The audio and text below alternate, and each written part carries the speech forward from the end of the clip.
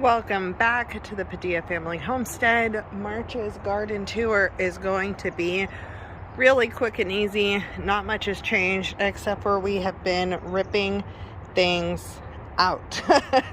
So most of this has been reset. I have a couple of radishes in here. This planter was reset. I did leave the the kale, and this one type of mustard. I left some of the babies up here. We'll see if they do anything. And the strawberries at the bottom. And one pocket of lettuce. So everything else though is gone. And then most of this will be gone when I plant for spring. We just got to get through some cold weather. But look at how beautiful the scarlet kale is growing. Our blue Scotch curl kale, our dino kale, and our ragged jack kale. So these are doing great. Strawberries, either they're not producing a whole lot or they're being eaten. Haven't figured that out yet.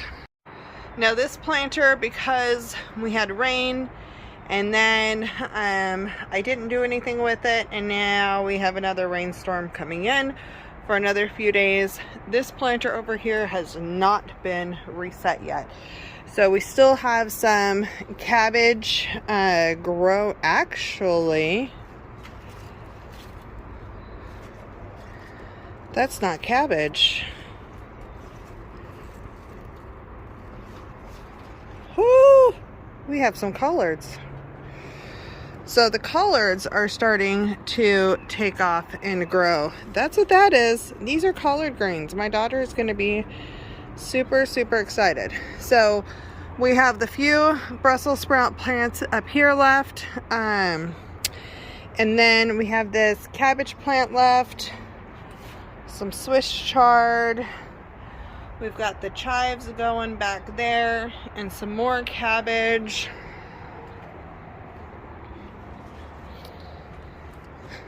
Yeah, this mustard's starting to finally take off.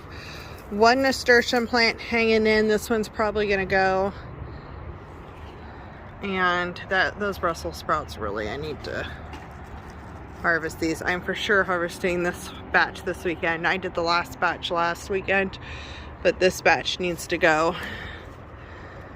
And then we'll reset these after this next round of storms. So that's kind of where we are. If you've been watching any of the GreenStalk reset videos and things like that, you know kind of where we are. It's been kind of slow right now, but that is our update for March. I think I'm going to plant out my seedlings if the weather's doing well. At the very end of March. I was planning on the middle of March when our last frost is supposed to be, but we have definitely been colder than normal. So we're going to be planting out some of that later, and then I'll be watching temps to be planting out my beans.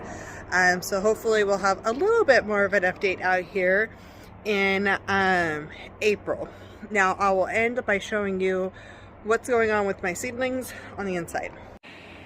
So I had not up-potted these. They were in containers like this. I still need to get the last of the few plants in here out. This seed starting mix doesn't have any nutrients in it.